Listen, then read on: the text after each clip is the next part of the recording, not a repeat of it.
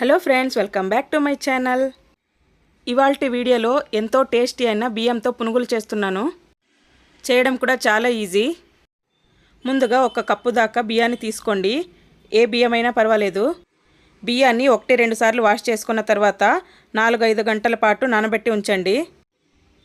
ఇలా నానబెట్టి ఉంచిన బియ్యాన్ని మిక్సీ జార్లో వేసి కొంచెం వాటర్ యాడ్ చేసి పేస్ట్లా గ్రైండ్ చేసుకోవాలి.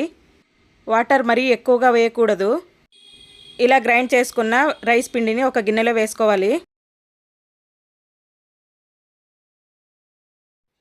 నెక్స్ట్ ఇక్కడ ఒక మీడియం సైజులో ఉండే 5 బంగాళదుంపల్ని ఉడికించి పెట్టాను.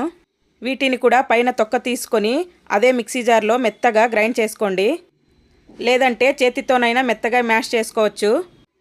చేత్తో అంత పర్ఫెక్ట్గా రాదనుకుంటే మాత్రం ఇలా మిక్సీ జార్లో మెత్తగా పేస్ట్ చేసుకోండి.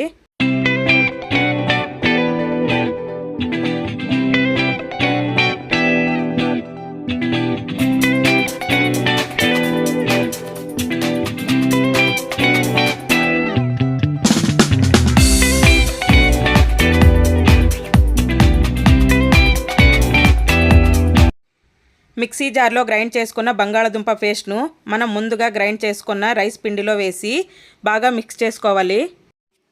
ఇలా రైస్ పిండిని బంగాళదుంప పేస్ట్ని బాగా మిక్స్ చేసుకోవాలి. బియ్యం అలాగే బంగాళదుంపతో చేసే పునుగులు చాలా టేస్టీగా ఉంటాయి. మీరు కూడా ఒకసారి ట్రై చేసి చూడండి. నెక్స్ట్ ఇక్కడ పునుగులతో పాటు తినడానికని టమోటా చట్నీ కూడా చేస్తున్నాను. ఈ టమోటా చట్నీ కాంబినేషన్ అయితే చాలా బాగుంటుంది. మనం ముందుగా గ్రైండ్ చేసి ఉంచిన రైస్ అలాగే బంగాళదుంప పిండిలో సన్నగా తరిగిన ఆనియన్, పచ్చిమిర్చి అలాగే కొంచెం రుచికి తగినంత ఉప్పు, జీలకర్ర, సోడా వేసుకొని కలుపుకోవాలి. వంట సోడా కావాలనిపిస్తే మాత్రం వేసుకోండి, లేదంటే స్కిప్ చేయండి.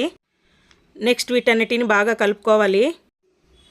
ఇక్కడ టమోటా చట్నీ కూడా రెడీ చేస్తున్నాను. పిండి కన్సిస్టెన్సీ ఇలా ఉండాలి.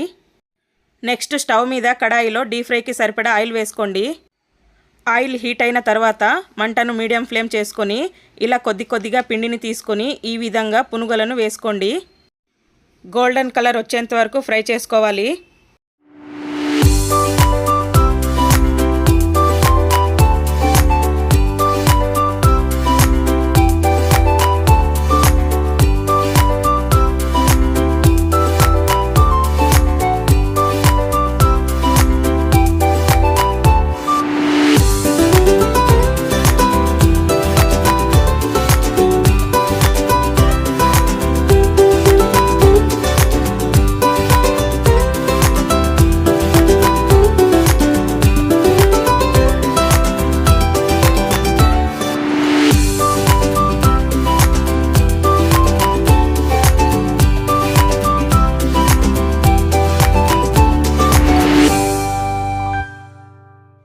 ఇలా ఫ్రై చేసుకున్న పునుగులను ఒక ప్లేట్లో వేస్తున్నాను.